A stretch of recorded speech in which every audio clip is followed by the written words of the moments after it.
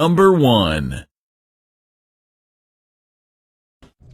हम सभी को अपने जीवन में कभी ना कभी निराशा मिलती है, असफलता मिलती है और अधिकतर लोग इसके पश्चात भाग्य का रोना लेकर बैठ जाते हैं।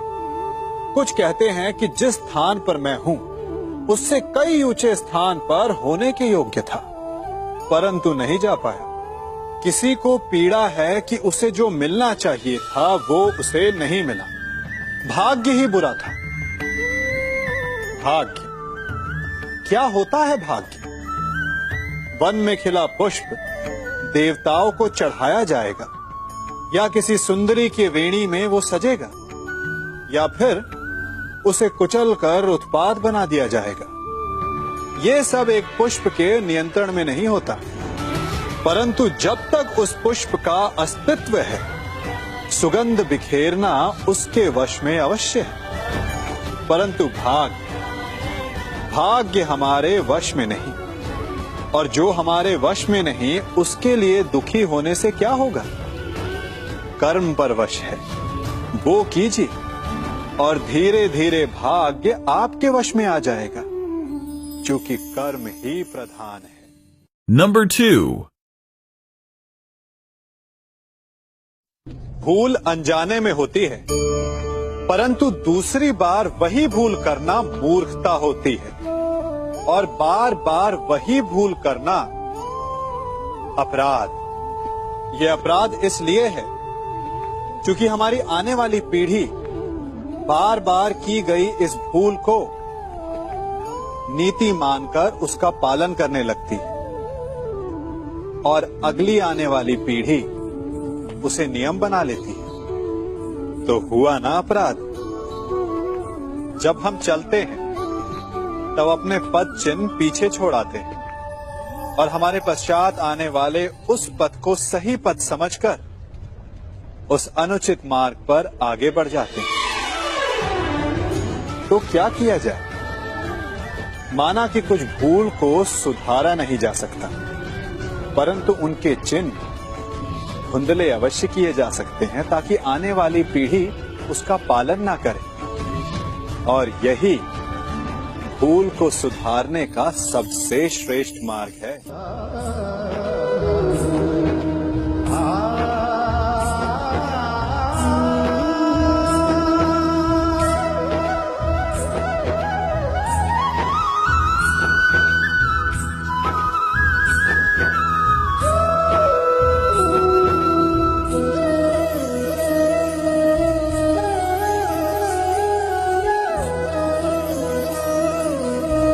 Number 3.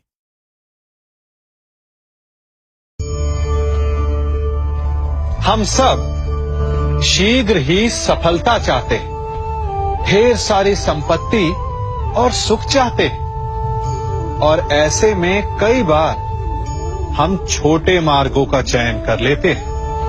वो मार्ग जिनमें परिश्रम नहीं होता, जिनमें होता है तो केवल छल, कुटिलता और भाग्य का सहारा। जैसे कि जुआ। कोई जुए के खेल में धन लगाता है, कोई दांव लगाता है, और ये भूल जाता है कि जुआ ऐसा दलदल है कि जिसमें एक बार गिरे तो सर्वनाश से पहले निकलना असंभव है।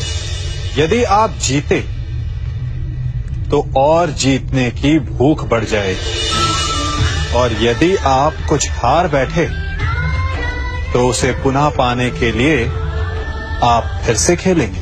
मनुष्य को ये आभास ही नहीं होता कि अपनी संपत्ति के साथ साथ वो अपनी मानवता, अपने संस्कार, अपना धर्म और अपना उत्तरदायित्व तक सभी जुए की भेंट चढ़ा देता है। इसलिए कुछ पाना है तो परिश्रम से पाओ।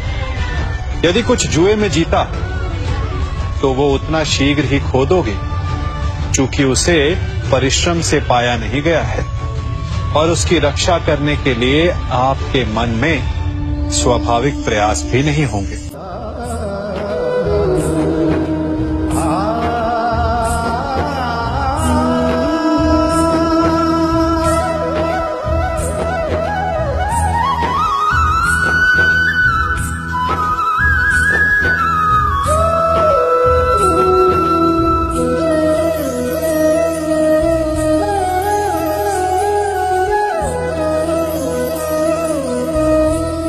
Number 4. हमारा शरीर प्रकृति का एक महान आविष्कार है। इससे जटिल संरचना संसार में और कोई नहीं। हमारा शरीर जितना जटिल है, यदि इसे ठीक से जाना जाए तो इससे अधिक सरल ज्ञान देने वाला और कोई नहीं। हमारे शरीर में 5 इंद्रियां होती हैं जो हमें भाव, गुण और वस्तुओं का बोध कराती हैं। हमारे पास आंखें हैं, नाक है, स्पर्श के लिए त्वचा है, कान है और जीभा है। सबका भिन्न भिन्न कार्य है। आंखों से देखना, कानों से सुनना, नथनों से श्वास लेना, त्वचा से स्पर्श करना और जीभा से स्वाद लेना। परंतु क्या आपने कभी सोचा कि प्रकृति ने हमें 2 आंखें दी, 2 नथुएं दी, 2 कान दी, स्पर्श के लिए ये पूरा शरीर दिया, परंतु जीभा केवल 1 दी? ऐसा क्यों? क्योंकि प्रकृति चाहती है कि हम देखें अधिक, सुने अधिक और ज्ञान अधिक अर्जित करें, बोले कम। क्योंकि अधिक वाचाल नाश को निमंत्रण देता है। स्मरण रखिएगा। Number 5. जन्म के पश्चात बालक जब पहली बार अपने नेत्र खोलता है तो उसका मन उत्सुकता से भरा होता है कि ये संसार क्या है, उसे क्या दिख रहा है। ये उसके जीवन का नया आरंभ होता है। परंतु जैसे हम धीरे धीरे बड़े होने लगते हैं, अनुभव अर्जित करते हैं, हमारे मन की उत्सुकता, हमारे जीवन का चाव होने लगता है।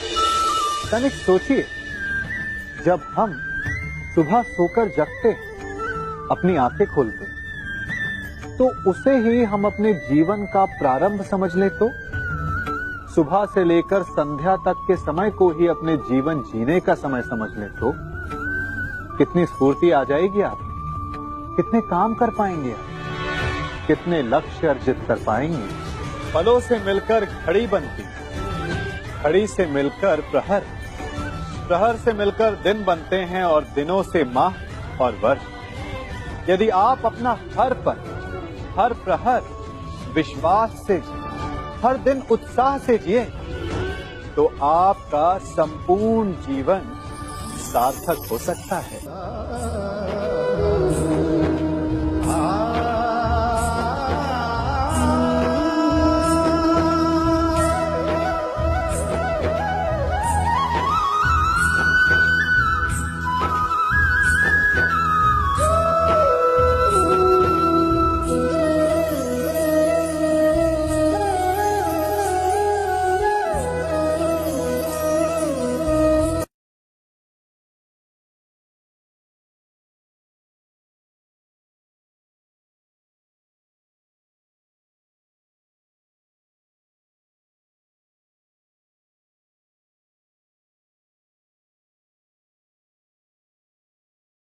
द्वारकाधीश कहते हैं कि बुरा लग जाए ऐसा सत्य जरूर बोल दो, लेकिन सत्य लगे ऐसा झूठ कभी मत बोलना।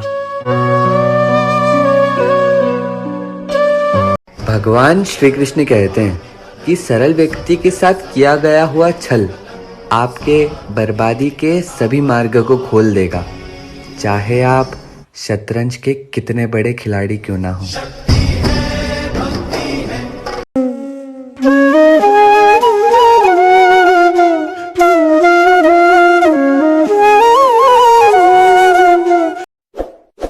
इस वीडियो को लाइक करें, हमारे चैनल को सब्सक्राइब कर बेल आइकन जरूर प्रेस करें हमारी न्यू वीडियो